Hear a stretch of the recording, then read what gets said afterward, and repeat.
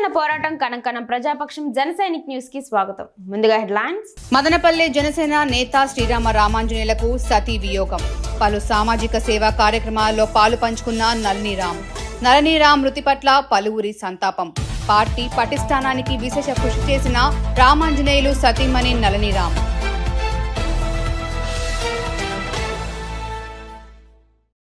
మదనపల్లెలో మత సామరస్యం వెల్లువిరుస్తోంది.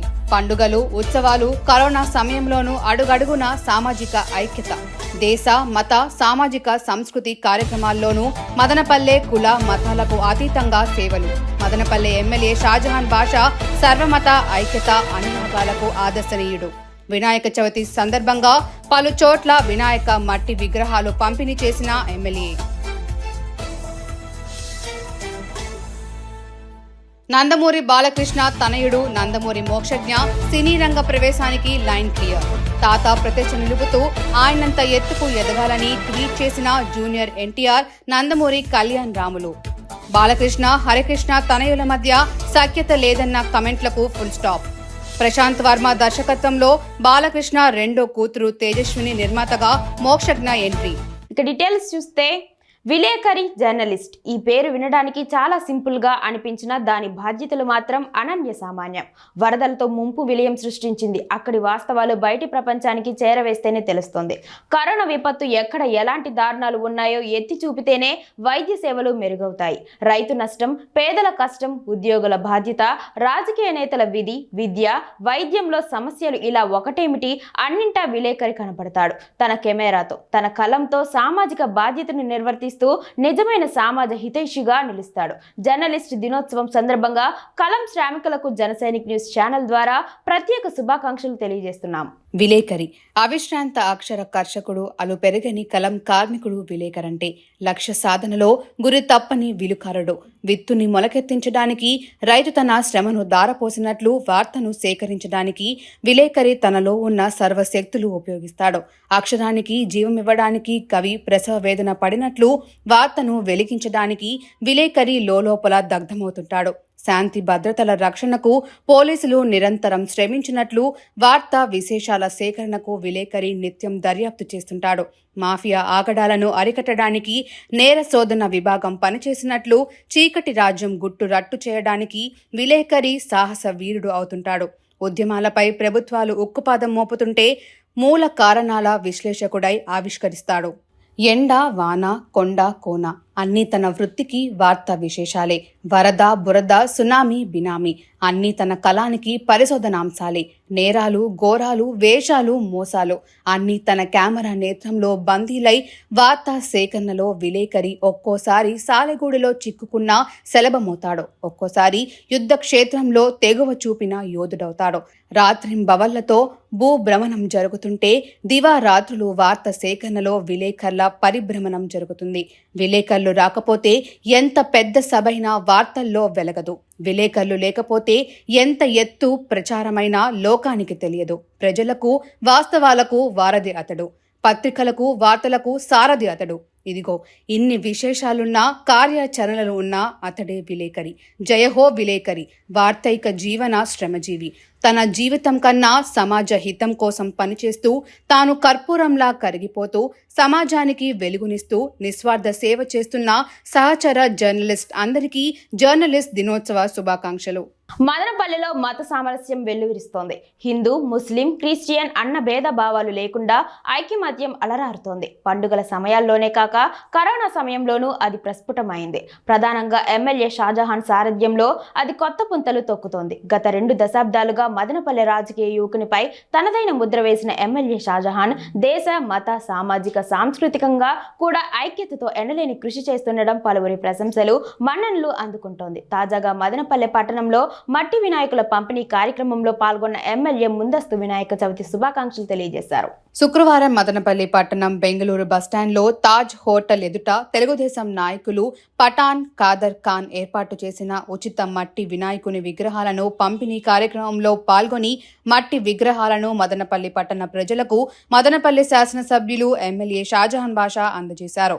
అదేవిధంగా మదనపల్లి పట్టణ ఎన్టీఆర్ సర్కిల్లో తెలుగుదేశం నాయకులు భాస్కర్, సమర్ అండ్ టీం ఏర్పాటు చేసిన మట్టి వినాయకుని విగ్రహాలు పంపిణీ కార్యక్రమంలో ఎమ్మెల్యే షాజహాన్ పాల్గొన్నారు. శనివారం జరగనున్న వినాయక చవితి పండుగను పురస్కరించుకొని మదనపల్లి పట్టణ ప్రజలకు మట్టి విగ్రహాలను అందజేశారు. నీరుగట్టువారిపల్లి మార్కెట్ యార్డ్ ముందర తెలుగుదేశం నాయకులు కట్ట దొరస్వామి నాయుడు ఏర్పాటు చేసిన వినాయకుడి మట్టి విగ్రహాల పంపిణీ కార్యక్రమంలోనూ ఎమ్మెల్యే పాల్గొన్నారు.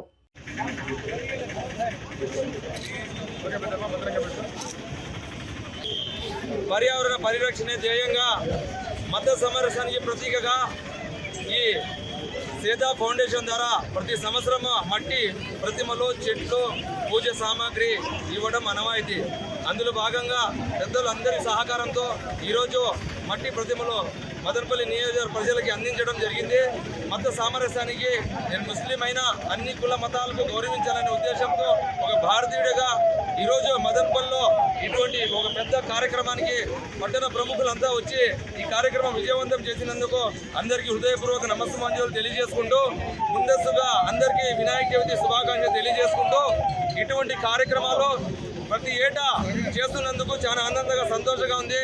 ఈ కార్యక్రమానికి సహకరించిన మేడం గారికి, అదేవిధంగా మా అనేక విధాలుగా మనకు తోడ్పాటు ఇంజనీర్ గారికి, అదేవిధంగా హోంశక్తి వీళ్ళందరికీ నా హృదయపూర్వక నమస్కారం తెలియజేసుకుంటున్నాను. మాజీ సీఎం ఎమ్మెల్యే వైఎస్ జగన్మోహన్ రెడ్డికి ప్రాణహాని ఉందని స్టేట్ సెక్యూరిటీ రివ్యూ కమిటీ అంగీకరించింది. అందుకే Z+ భద్రతను కొనసాగించాలని సిఫారసు చేసినట్లు తెలిపింది. కాగా జగన్ లండన్ ప్రయాణానికి విజయవాడ కోర్టు బ్రేక్ వేసింది. సీఎం పదవి పోవడంతో జగన్ డిప్లొమాట్ పాస్పోర్ట్ రద్దు అయింది. జనరల్ పాస్పోర్ట్ కోసం దరఖాస్తు చేసిన జగన్ ఒక ఏడాది పాటు పాస్పోర్ట్ ఇవ్వాలని విజయవాడ కోర్టు ఆదేశం. జగన్ పిటిషన్పై సోమవారానికి వాయిదా వేసిన కోర్టు వైఎస్ఆర్ పార్టీ అధినేత మాజీ ముఖ్యమంత్రి వైఎస్ జగన్మోహన్ రెడ్డికి ప్రాణహాని ఉండడం వలన Z+ భద్రత కొనసాగించనున్నట్లు తెలుస్తోంది. 2014లో కిరణ్ కుమార్ రెడ్డి సీఎం పదవి నుంచి తప్పుకున్నాక ఆయనకు Y కేటగిరీ భద్రత ఉన్నదని హైకోర్టుకు వివరించింది. ఎమ్మెల్యేగా జగన్ 1+1 భద్రతకే అర్హులని SRC తేల్చింది. తన భద్రతను తగ్గించేశారని, అసెంబ్లీ ఎన్నికల ఫలితాలకు ముందున్న తన భద్రతను కొనసాగించేలా ప్రభుత్వానికి ఆదేశాలివ్వాలని కోరుతూ వైఎస్ జగన్ హైకోర్టులో పిటిషన్ దాఖలు చేశారు. దీనికి కౌంటర్ హైకోర్టు కేంద్ర, రాష్ట్ర ప్రభుత్వాలతో పాటు రాష్ట్ర స్థాయి సెక్యూరిటీ రివ్యూ కమిటీని గతంలో ఆదేశించింది. ఈ మేరకు SRC తరపున ISW DIG SPS Nachiket Vishwanath counter దాఖలు చేశారు. ఈ కేసులో తదుపరి విచారణను హైకోర్టు ఈ నెల 13కు వాయిదా వేసింది. ఆంధ్రప్రదేశ్ రాష్ట్రంలో బీజేపీ పార్టీ పూర్తిగా పుంజుకుందని చెప్పవచ్చు. మొన్నటి ఎన్నికల్లో తెలుగుదేశం కూటమిలో భాగమైన బీజేపీ పార్టీ మంచి స్థానాలను దక్కించుకుంది. అదే సమయంలో కేంద్రం ఇటు ఏపీ ప్రభుత్వంలో మంత్రి పదవులు కూడా దక్కించుకుంది బీజేపీ. అయితే ఇలాంటి నేపథ్యంలో బీజేపీ పెద్దలు ఆంధ్రప్రదేశ్ రాష్ట్రం పైన ఫోకస్ చేసినట్లు వార్తలు వస్తున్నాయి. వైసీపీ పార్టీ దారుణంగా ఓడిపోయిన నేపథ్యంలో ఆ స్థానాన్ని భర్తీ చేసేందుకు బీజేపీ పావులు కదుపుతోంది. ఇందులో భాగంగానే ఇప్పటికే రెడ్డి నేతలను లాగేసుకునేందుకు ప్రయత్నాలు చేస్తోంది. ఇటీవల వైసీపీ పార్టీకి రాజీనామా చేసిన నేతలు అందరినీ బీజేపీలోకి వచ్చేలా ప్లాన్ వేస్తుందట బీజేపీ అధిష్టానం. ముఖ్యంగా రెడ్డి నేతలను ప్రాధాన్యత ఇచ్చి వైసీపీ పార్టీ స్థానాన్ని భర్తీ చేయాలని అనుకుంటుందట. ఇందులో భాగంగానే త్వరలోనే ఆంధ్రప్రదేశ్ బీజేపీ అధ్యక్ష పదవిని భర్తీ చేయాలని వ్యూహాలు రచిస్తోందట.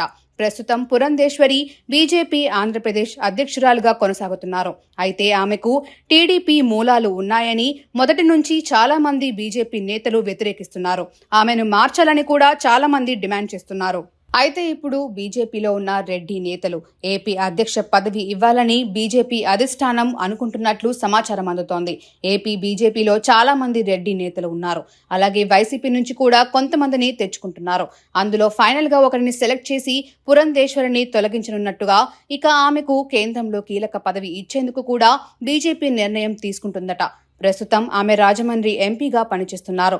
ఏపీ ఎన్నికల్లో బీజేపీ తరపున ఎంపీగా గెలిచారు. అయితే ఏపీ అధ్యక్ష పదవి మళ్లీ సోము వీర్రాజుకు ఇవ్వాలని కొంతమంది డిమాండ్ చేస్తున్నారు. మరి దీనిపై బీజేపీ అధిష్టానం ఎలా ముందుకు వెళ్తుందో చూడాలి. ఒకవైపు రెండు తెలుగు రాష్ట్రాలు ప్రకృతి విపత్తు వల్ల అల్లకల్లోలం అయిపోయాయి. వరదల కారణంగా రెండు రాష్ట్రాల్లో చాలా వరకు పట్టణాలు జలదిగ్బంధనం అయిపోయాయి.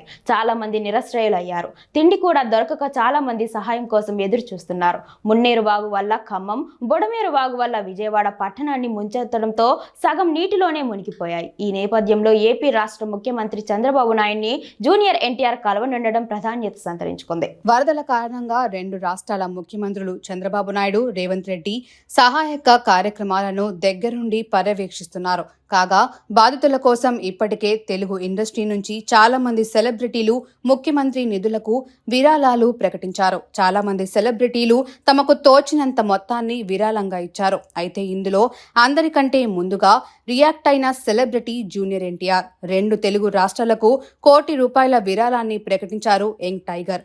వరదల నుంచి రెండు తెలుగు రాష్ట్రాలు త్వరగా కోలుకోవాలని ప్రభుత్వాలు తీసుకునే చర్యలకు అండగా ఉంటానన్న ఉద్దేశంతో తన విరాళాన్ని ప్రకటించానని సోషల్ మీడియా ద్వారా వెల్లడించారు.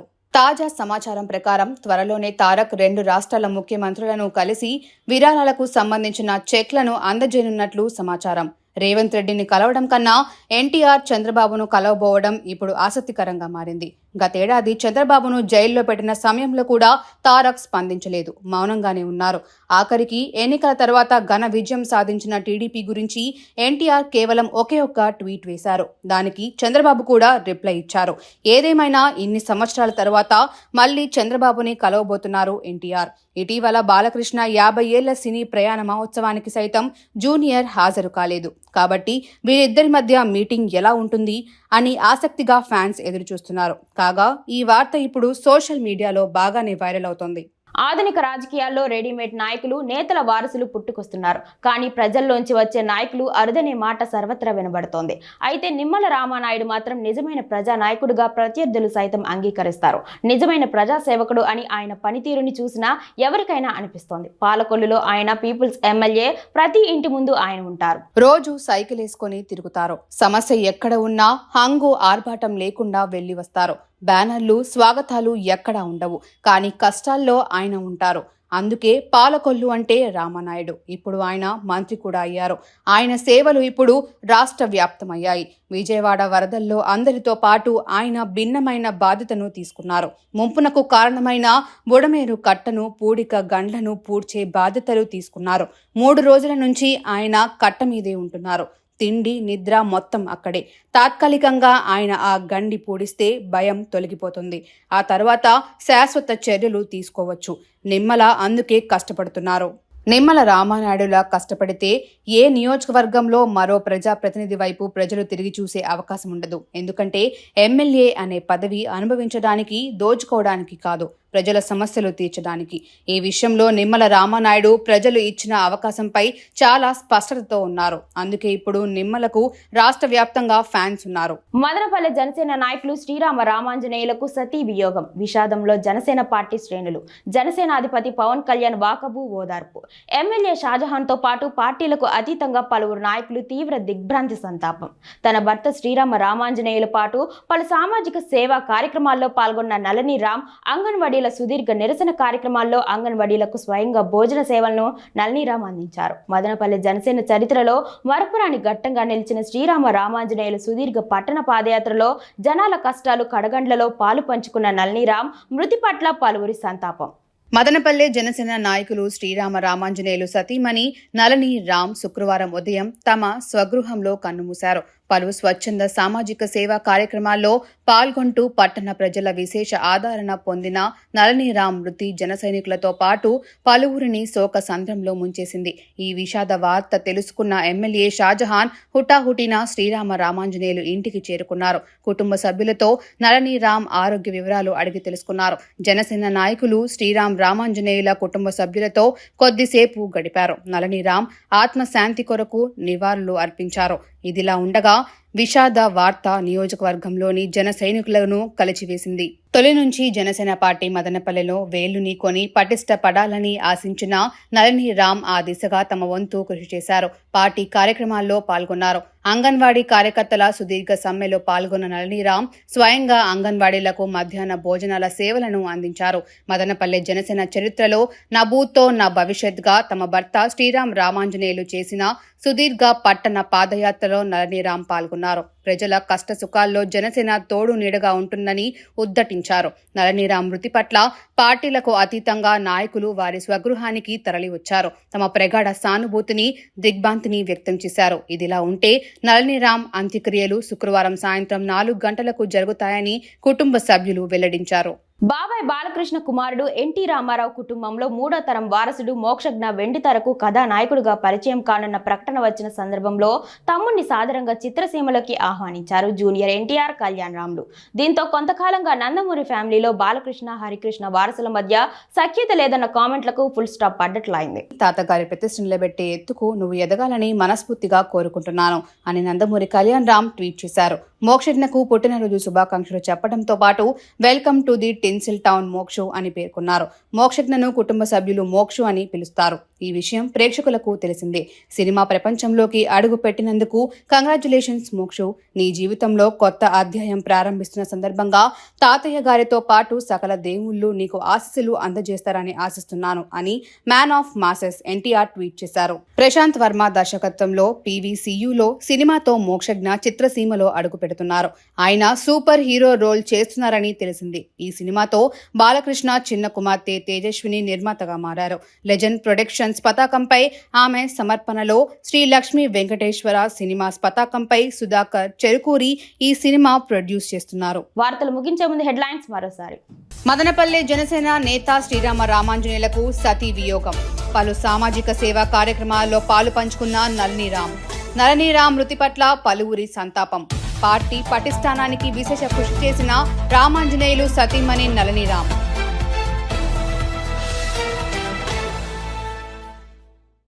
మదనపల్లెలో మత సామరస్యం వెల్లువిరుస్తోంది. పండుగలు, ఉత్సవాలు, కరోనా సమయంలోనూ అడుగడుగున సామాజిక ఐక్యత. దేశ, మత, సామాజిక సంస్కృతి కార్యక్రమాల్లోనూ మదనపల్లె కుల మతాలకు అతీతంగా సేవలు. మదనపల్లె ఎమ్మెల్యే షాజహాన్ బాషా సర్వమత ఐక్యత అనురాగాలకు ఆదర్శనీయుడు. వినాయక చవితి సందర్భంగా పలు చోట్ల వినాయక మట్టి విగ్రహాలు పంపిణీ చేసిన ఎమ్మెల్యే. నందమూరి బాలకృష్ణ తనయుడు నందమూరి మోక్షజ్ఞ సినీ రంగ ప్రవేశానికి లైన్ క్లియర్. తాత ప్రతిష్ఠ నిలుపుతూ ఆయనంత ఎత్తుకు ఎదగాలని ట్వీట్ చేసిన జూనియర్ ఎన్టీఆర్ నందమూరి కళ్యాణ్ రాములు. బాలకృష్ణ హరికృష్ణ తనయుల మధ్య సఖ్యత లేదన్న కమెంట్లకు ఫుల్ స్టాప్. ప్రశాంత్ వర్మ దర్శకత్వంలో బాలకృష్ణ రెండో కూతురు తేజస్విని నిర్మాతగా మోక్షజ్ఞ ఎంట్రీ. క్షణక్షణ పోరాటం కనకనం ప్రజాపక్షం జన సైనిక్ న్యూస్ ఇంతటితో సమాప్తం. తిరిగి రేపటి బులెటిన్లో మళ్ళీ కలుసుకుందాం. అంతవరకు సెలవు, నమస్కారం.